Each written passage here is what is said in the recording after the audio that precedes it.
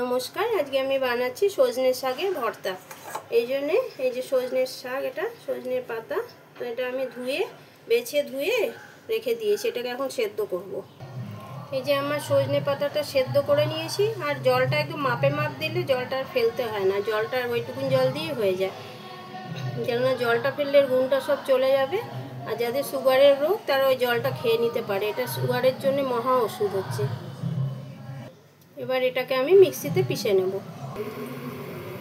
এই যে আমার সজনে পাতাটা সেদ্ধ করে রেখেছিলাম, বাটা হয়ে গেছে মিক্সিতে, ভালো মতন পেস্ট করে নিতে হবে। এবার আমি এটা ভর্তাটা বানিয়ে নেব। কড়াটা গরম হয়ে গেছে, এর মধ্যে আমি সরষের তেল দিয়ে দেবো। সরষের তেল দিয়ে এটা বানাবো।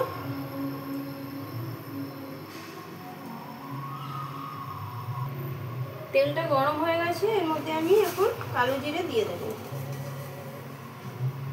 এই যে কালো জিরে ফোড়নটা দিয়ে দেবো। এটা একটা বড় কুচনো পেঁয়াজ, এটা দিয়ে দিচ্ছি। পেঁয়াজটা ভালো মতো কুচাতে হবে।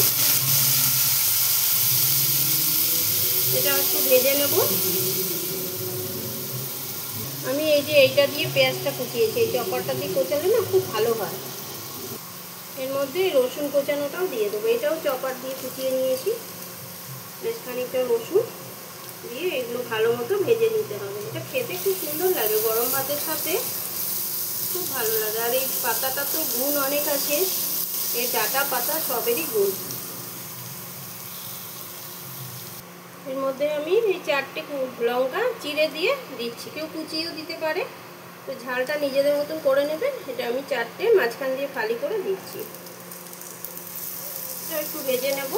আর রসুন পেঁয়াজটা ভালো মতো ভাজতে হবে যাতে কাঁচা গন্ধ না থাকে। এটা ভাজা হয়ে গেছে পেঁয়াজ রসুনটা, এবার আমি পাতাটা দিয়ে দেবো এর মধ্যে।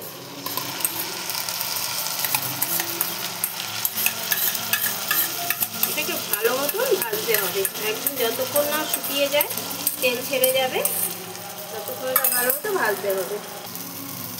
এর মধ্যে এখন আমি স্বাদ মতো নুন দিয়ে দেবো।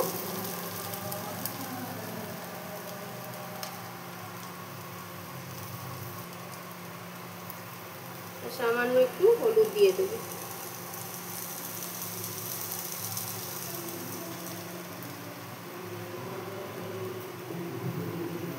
ভালো মতন ভেজে নেব। এবার এই যে আমার এটা কমপ্লিট ভর্তাটা পুরো হয়ে গেছে। এইভাবে শুকোতে হবে যাতে তেলটা ছেড়ে যায়। ব্যাস, এবার আমি সার্ভ করে নেবো এটাকে। এবার আমি সার্ভ করে নেব।